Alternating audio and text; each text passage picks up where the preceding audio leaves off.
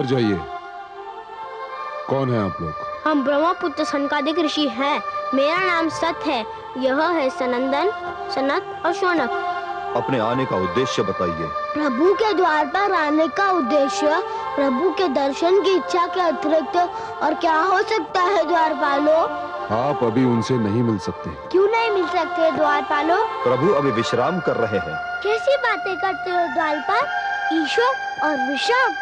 ईश्वर का भी विश्राम नहीं करते। यदि ईश्वर विश्राम करने लगे तो सृष्टि का सारा काम का ठप हो जाएगा। तुम हमें जाने दो। विचित्र प्राणी हैं आप। एक बार आपसे कह दिया कि आप अभी उनसे नहीं मिल सकते, तो आप लौट क्यों नहीं जाते? हे द्वारपालो, हम तुमसे विनती करते हैं कि हमें अपने लक्ष्मी नारायण के दर्शन के लिए भीतर जाने दो। हम बहुत दूर से उनके दर्शन को आए हैं। एक बार कह दिया कि अभी आप उनके पास नहीं जा सकते, तो फिर हट क्यों कर रहे हैं? हे द्वारपालो, पथ का विमान अच्छा नहीं होता, चाहे वो पथ कितना भी ऊंचा हो। तुम तो एक द्वारपाल का छोटा सा पथ पाकर इतराने लगे। तुमने अपने अभिमान में आकर हमारी राह रोकी, हमें अपने प्रभु से मिलने नहीं दिया। तुम्हें इसका दंड मिलेगा। हम तुम्हें शाप देते हैं। जाओ, तुम दोनों राक्षस बन जाओ।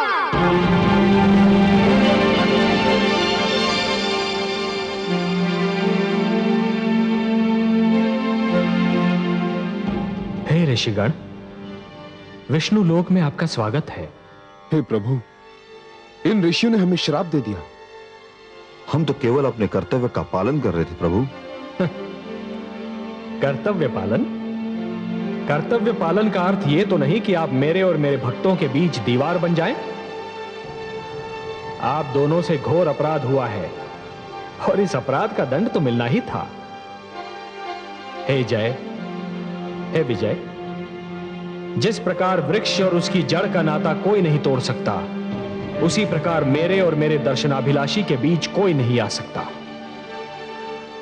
मेरे दर्शनार्थी मेरी संपत्ति हैं जय, और स्वयं मैं उनकी संपत्ति हूं। हम दोनों का एक दूजे पर समान अधिकार है। जब भी कोई ईश्वर और भक्त के बीच आने का प्रयास करेगा, किसी न किसी रूप में अवश्य दंड पाएगा।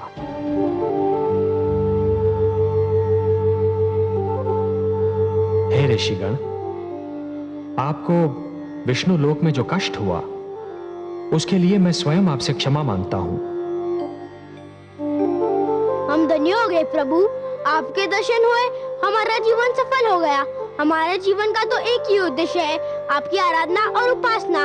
आपको देखा तो हमारे नेत्रों की तृप्ति हो गई। प्रभु, उनसे कहिए कि मैं क्षमा कर दें। हे सर्वेश्वर, हमें इनके शाप से मुक्ति दिलाइए। नहीं विजय, यह नहीं हो सकता। ऋषि का शाप धनुष से निकला हुआ बाण होता है। उसे न रोका जा सकता है और ना ही वो लौट सकता है। हे ऋषिगण, मैं आपसे यह तो नहीं कह सकता कि आप इन दोनों को अपने श्राप से मुक्त कर दीजिए। इन मूर्खों से जो भूल हुई है उसके लिए वो दंड के पात्र तो हैं, पर इन्हें यह तो बताइए कि इन्हें यह दंड कब तक भोगना होगा।